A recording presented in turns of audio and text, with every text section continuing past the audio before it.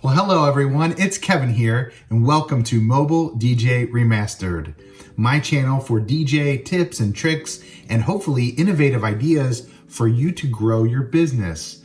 Please, if you haven't already, subscribe to my channel. I know you'll love the content, and we release videos weekly, so you'll be able to check out new content and be alerted to all the good stuff coming from the channel. In this video, what I want to do is talk about how to delight your customers. As a DJ, there are certain things that we can do to delight our customers that will lead to more referrals, certainly word of mouth or even written recommendations and reviews, which we all want, and of course, leaving everybody with great feelings and great memories from our events that we host. One way to think about how to delight our customers is to borrow from what product engineers and also process optimization analysts use. And it's a tool called the Kano Model, okay? And I wanna talk to you guys about the Kano Model. It is something that's used in marketing and, as I mentioned, in other disciplines.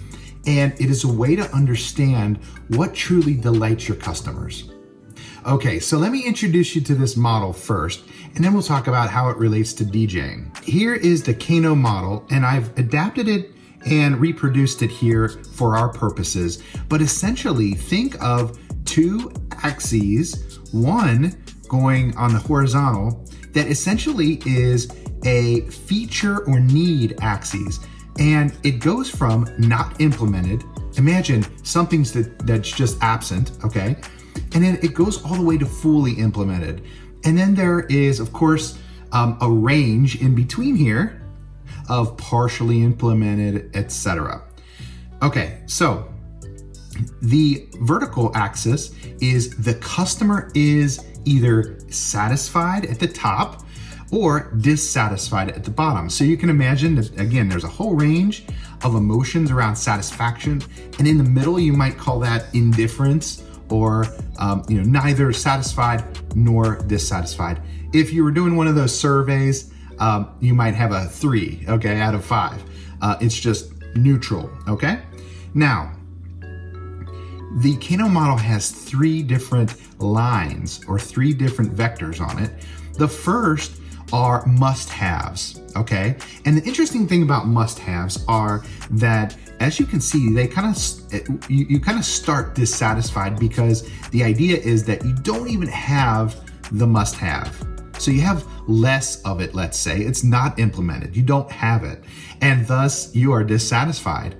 But as you actually achieve it, or as it's implemented, or as it comes to you, and it is fully implemented, even when you have every bit of it, it's really just a neutral feeling. You're not satisfied, and you're no longer dissatisfied. You're just like, it kind of meets expectations.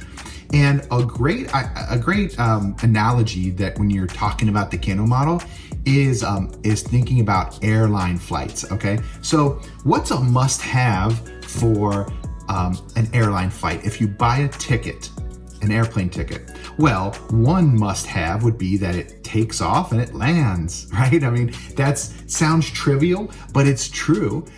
You're expecting that. Now, if you were to not take off, let's say you're waiting on the tarmac, or you're just, let's say the plane just cancels on you and it doesn't fly, well, you're not going to be very happy, okay? If you're in the air and your plane doesn't land properly, you're not going to be happy. Okay, cool.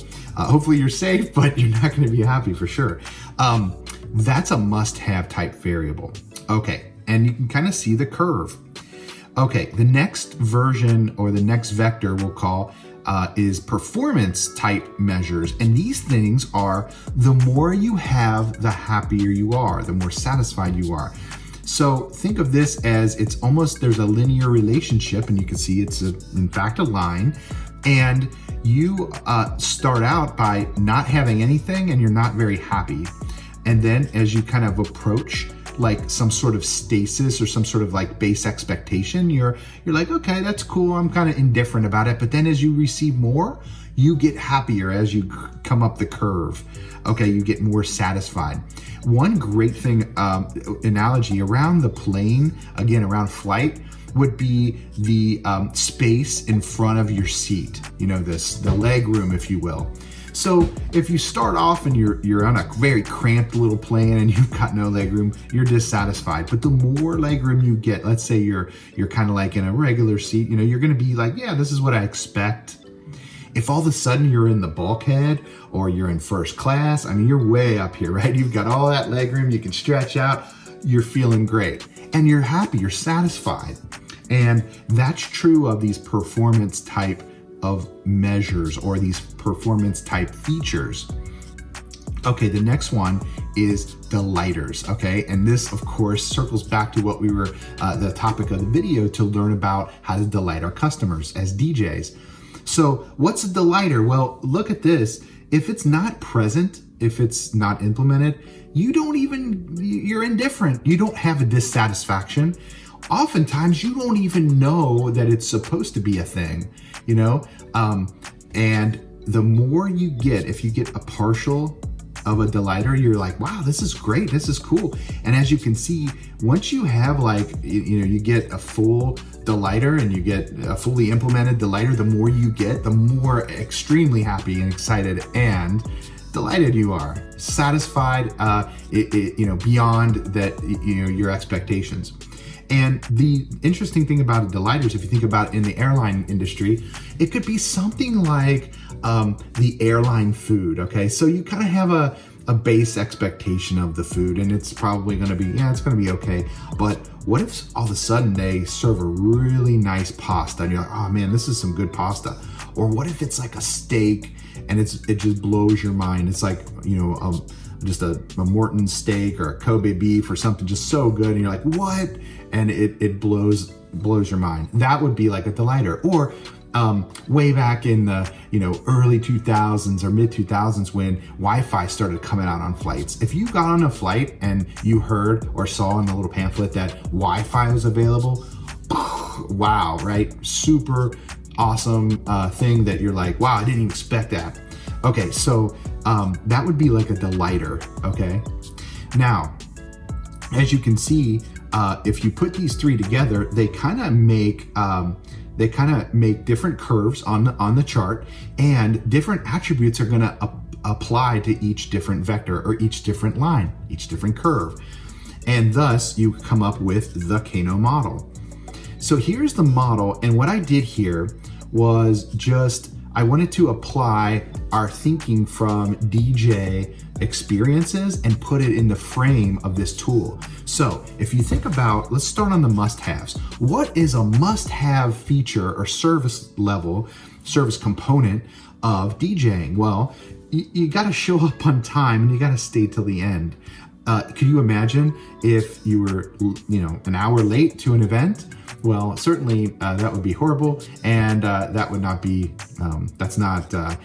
that's expected at the base level, okay? And no one's gonna be happy if you show up on time or if you show up really early or extremely early. Okay, no one's gonna be happy about that, like super satisfied. They're just gonna be like, yeah, that's what I expected because I'm paying you for that. Base level service, if you will. Staying to the end, same thing, right? You're there till the event is over, or till your contracted time is over. And if you were to pack up and leave early, then that would be you'd be down here in the low end of that red curve. But if you're staying till the times the event's over, or if you stay a little bit past, you're over here, and guess what? No one's gonna give you a high five for staying. Okay. Same thing as, if you think about playing the selected songs, if it's an event where the host asks you to, the person that books you asks you to play certain songs, and, perhaps it's a wedding and you get a first dance, an introduction, a mother-son dance or something like that, you're gonna, be expected to play those songs. There's no bonus points for playing those songs. That's just the expectation. Now, if you don't do it, again, you're on this part of the curve, the red part of the curve, and you have a dissatisfied customer on your hands.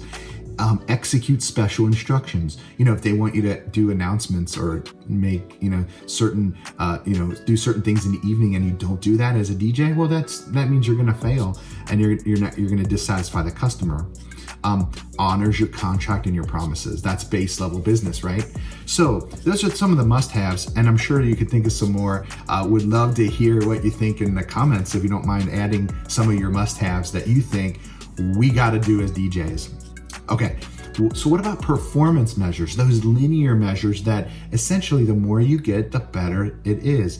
So I thought of these: audio quality. Okay, certainly the better the sound of the music, the better the better the satisfaction of the customer will be. So you could have really, your speakers are popping, it's sounding not good at all. And then kind of in the middle of this blue bar, like in the middle of the chart, you would have more of a, oh yeah, sounds good, sounds fine, it's good, I'm indifferent or whatever. If it sounds good and you start to move up this blue line and you're like, wow, I've got fully implemented high audio quality, it's going to be a super happy customer that you're going to have on your hands. That extremely satisfied feeling would definitely come out because they love the sound. Wow, that's good. And their guests are telling them, wow, if it's a party or wedding or whatnot, wow, your DJ is just crushing it, and man, they sound really, really good. Well, guess what? That's going to bring you up into that extremely satisfied level. Also, perfect sound level volume. Okay, if you have the volume too low or too loud, you're down here. Okay, if you have it perfect, like I can get on the dance floor and it's pumping, and wow, I can feel it, feel the music, and it's really good. But off the dance floor, I can still have a conversation. Those kind of decisions in audio planning and design at your session, at your events, those things are going to give you that volume level perfection. So you want to be up here on the top of the curve, okay, in the graphic. Now, your MC skills, how good are you on the microphone? How energetic are you? How poised are you on the microphone? Those kind of things. The better you are, the more satisfied the customer is going to be. Planning effectiveness, how good are you at helping them plan their event? Okay, bringing them through the process. Another, I'll call it a performance variable, because if you do a shoddy job and you don't plan and you just kind of wing things, or you're going to be down in the dissatisfied factor, or quadrant. But if you kind of move up the chart and you get into that, like, hey, and maybe you have a tool or a spreadsheet or a survey or whatever, and you extract all the important information from your clients when you do your planning, and you make it a very seamless, easygoing, well-informed process, then your customer is going to trust you. They're going to be extremely satisfied with your effective planning.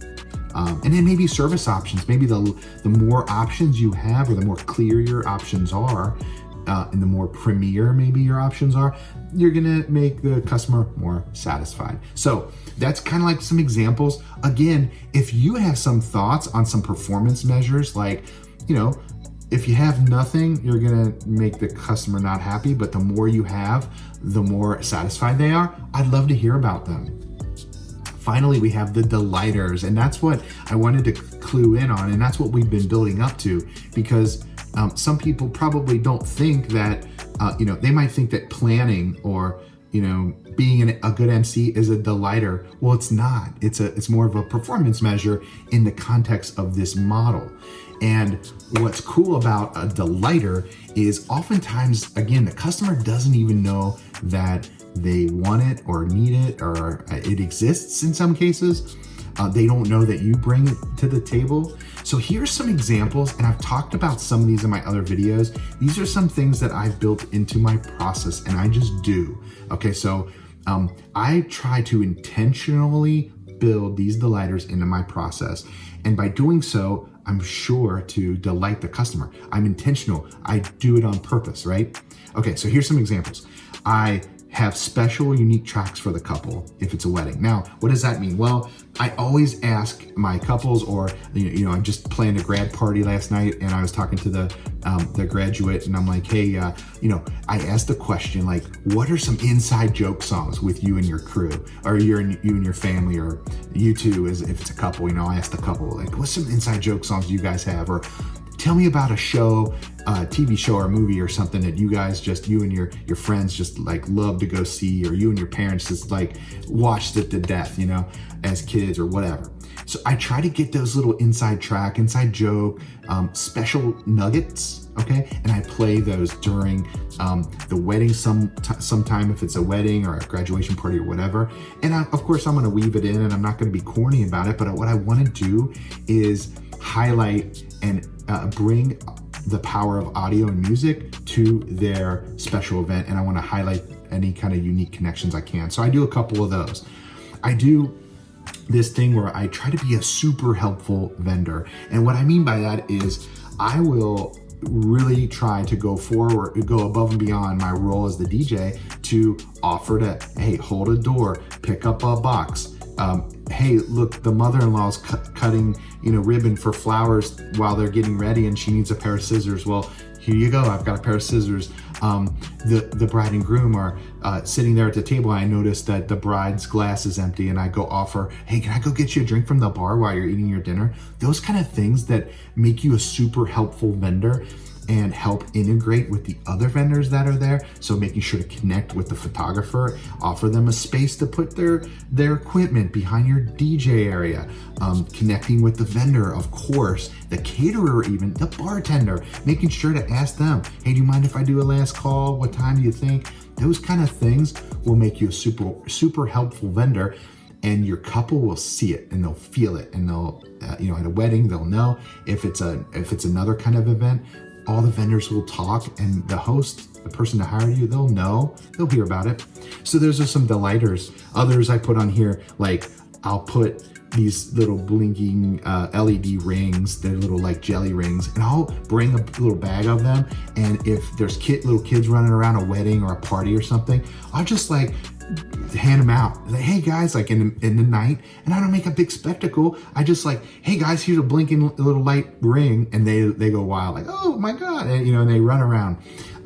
That's cool little surprise, a little delighter that I'm not making a big spectacle. Again, it's just a thing that I introduced that's a delighter. Another quick one that my wedding couples really love is my DJ highlight video, my video from the DJ booth, okay? And what I do is I just take some clips here and there. I don't do a full gig log or have a camera on a tripod the whole night. I just kind of take my phone and just do a couple little clips, throughout the night, and a little bit of B-roll or whatever, some of the scenes beforehand.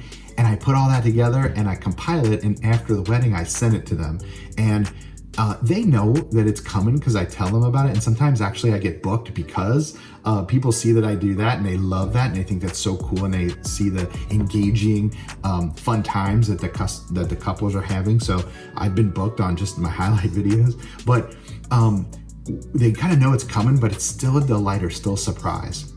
So those are some delighters. I seriously would love, if you have any ideas about delighters, please put them in the comments and share them. But I'll tell you what, this is such a good exercise. If you're a multi-operative, a multi-op company, and you've got DJs working for you, or even if you're just a single op like me and on your own, do this exercise, like scrub these out. Take this little model or draw it yourself, or make a little piece of paper and think through, what are your must-haves, performance measures, and delighters? What are those factors for your company and for your team? I bet you guys could come out just brainstorming with your team or with with your partners. You could probably come up with several ideas that would be easily implementable, and you could have intentionality. You could intentionally, on purpose, do those delighters and delight your customers every time. And with this lens and this tool, you can make that a reality. You can think through it a little better. One thing that's true about this Kano model, though, it's kind of an interesting fact, but over time, all delighters shift to performance measures, and then they shift to must-haves. I mean, think about the Wi-Fi example I mentioned on the plane, right? Like, if you got on a plane ride today on a an hour or 2 hour long plane ride and they didn't have Wi-Fi, you probably like, what? Like, what is this? Like, Wright Brothers days? Like, what's going on? Where's the Wi-Fi? So a delighter in the early 2000s has now become a must-have, okay? And it doesn't delight me or satisfy me. It just, I kind of expect it, okay? Now that's true in most cases, in most sectors, most industries.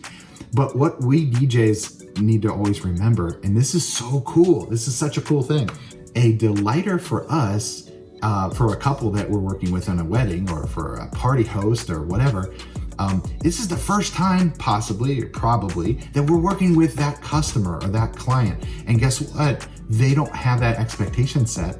They don't know, let's say you're a little bag of tricks, that you're gonna have these delighters and pull them out for people. So that is a super good thing about our industry and how we operate, and entertainment in general, and the event space in general, is that you get a lot of fresh at-bats, okay? So go ahead and do your delighters, do them intentionally, and you can delight the customers over and over again. And this shift of, over time will be, it's not that it's not existent, okay? But it definitely will be slower paced than, let's say, consumer goods or other industries. Okay, guys. So what I would love to ask you to do now is, as you thought about this Kano model and you're looking at the must-haves, performance, and delighters, I would love for you to delight me and subscribe to my channel. And I really think that hopefully I would delight you with more good content. So maybe that's a performance measure. The more I give and the more you're satisfied, you'll move up the curve, okay? Any case, thank you so much for watching, and I'll see you next time.